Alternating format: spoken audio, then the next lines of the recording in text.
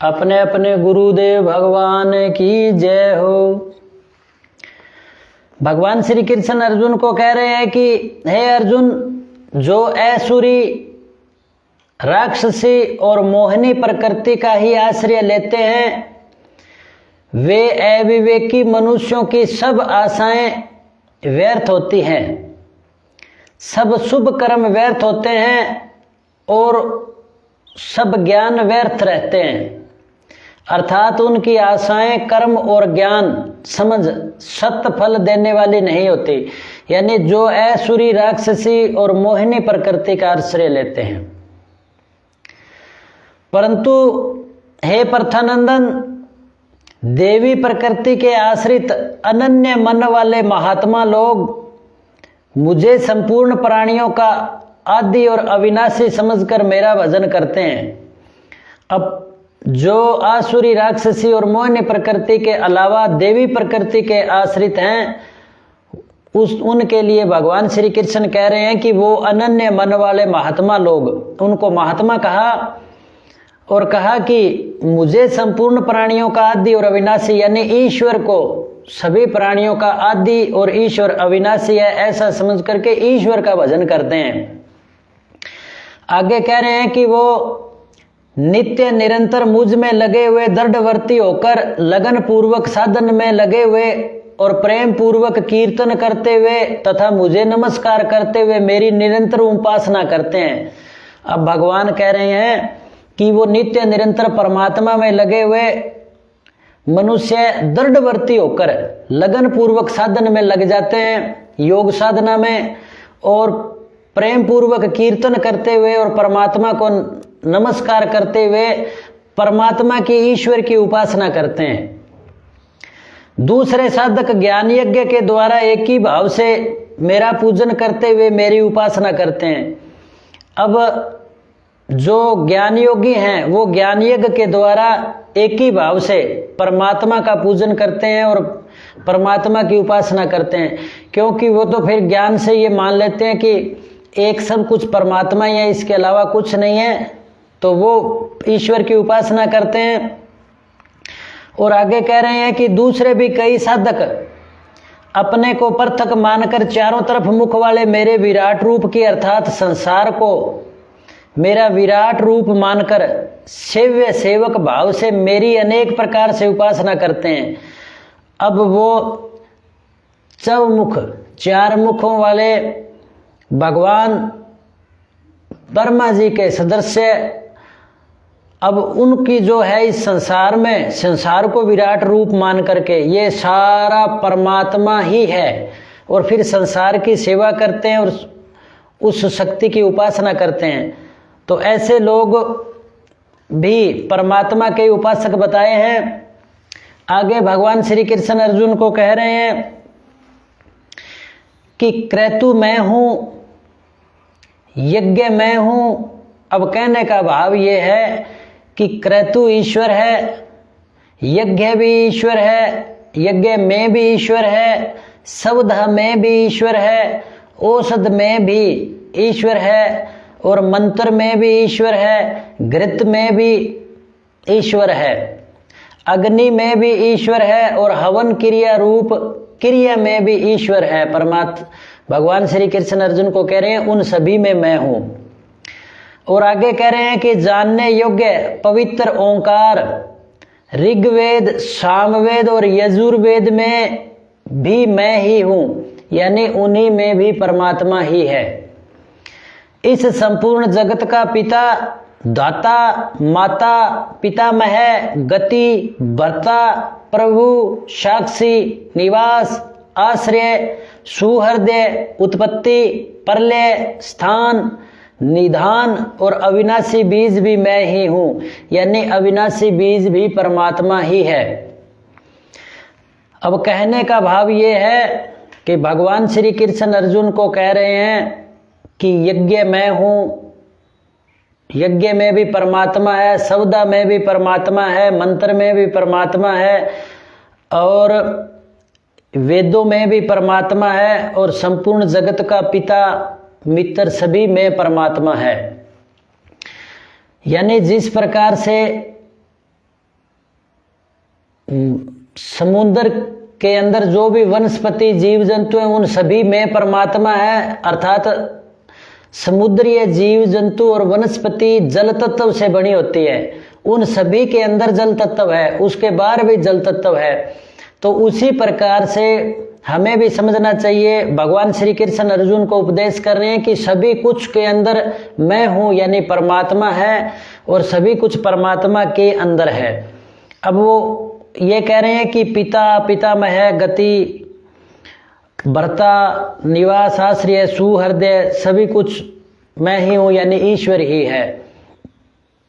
अब जो हमें माता पिता मिलते हैं वे ईश्वर के ही बनाए हुए हैं, और जो हमें मित्र दोस्त जो भी मिले हैं वो भी परमात्मा की ही रचना है, और जब हमारा उनसे संयोग होता है तो वो भी परमात्मा की शक्ति से होता है, यानी उस सभी के सिस्टम के अंदर परमात्मा विद्यमान है। और भगवान आगे कह रहे हैं कि हे अर्जुन, मैं ही सूर्य रूप से तपता हूँ, मैं ही जल को ग्रहण करता हूँ, और फिर मैं ही वर्षा रूप से बरसा देता हूँ, और तो और क्या कहूँ अर्जुन, अमृत और मृत्यु, सत्य और असत्य भी मैं ही हूँ, यानी सब कुछ भी मैं ही हूँ। अब तात्पर्य ये है कि सभी कुछ परमात्मा के अंदर परमात्मा की पावर से है, यानी बिजली के कोई भी उपकरण है वो बिजली के बिना नहीं है। तो उसी प्रकार से जो हमें दिखाई देने वाला चराचर जगत है वो परमात्मा के बिना नहीं है।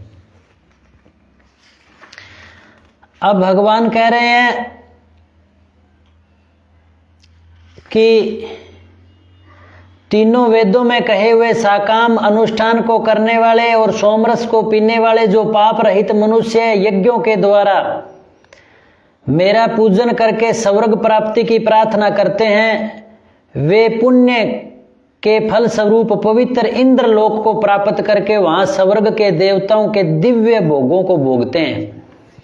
अब कह रहे हैं कि तीनों वेदों में जो साकाम अनुष्ठान कहा है, उन अनुष्ठान के करने से, यज्ञ आदि करने से मनुष्य को स्वर्ग लोक प्राप्त हो जाता है। तो भगवान कह रहे हैं कि वो स्वर्ग लोक को प्राप्त करके देवताओं के दिव्य भोगों को भोगते हैं, क्योंकि सभी कुछ है तो ईश्वर ही, उसके बिना तो कुछ भी नहीं है। आगे कह रहे हैं कि वे उस विशाल स्वर्ग लोक के भोगों को भोगकर पुण्य क्षीण होने पर मृत्यु लोक में आ जाते हैं।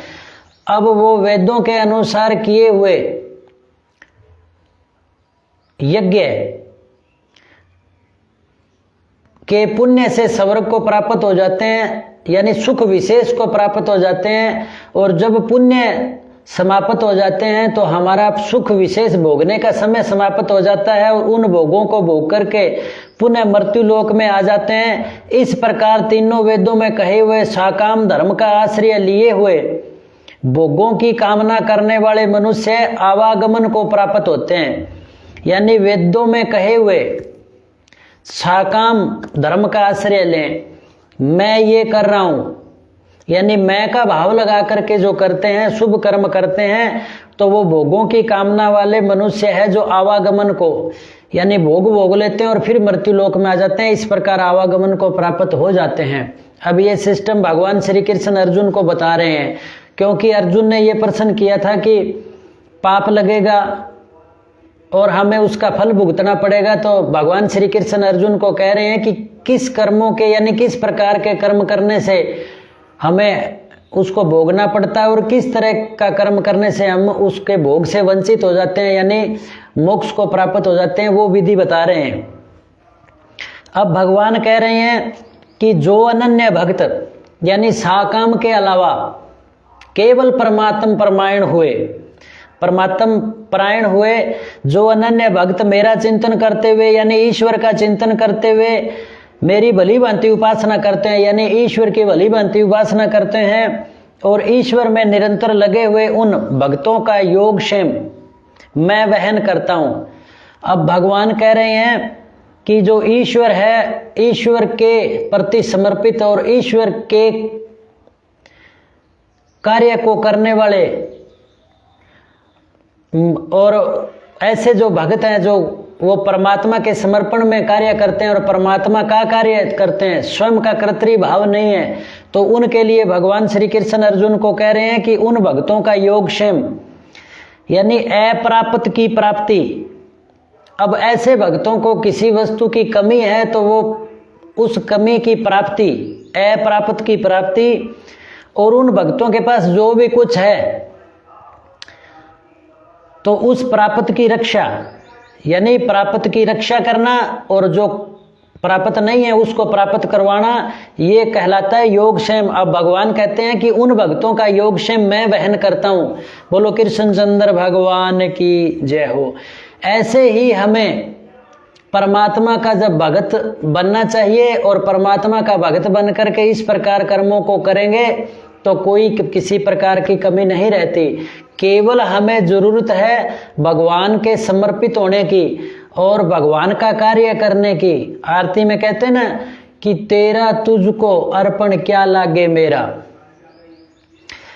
अब भगवान कह रहे हैं कि हे कुंती नंदन, जो भी भक्त श्रद्धा पूर्वक अन्य देवताओं का पूजन करते हैं वे भी मेरा ही पूजन करते हैं, पर करते हैं अविधि पूर्वक, यानी देवताओं को मुझसे अलग मानते हैं।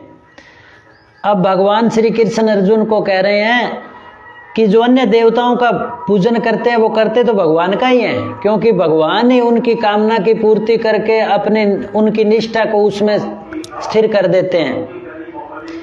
परंतु कह रहे हैं कि वो मानते, पूजन तो करते हैं पर करते अविधि पूर्वक हैं, क्योंकि देवताओं को वो ईश्वर से अलग मानते हैं। बोलो कृष्णचंद्र भगवान की जय।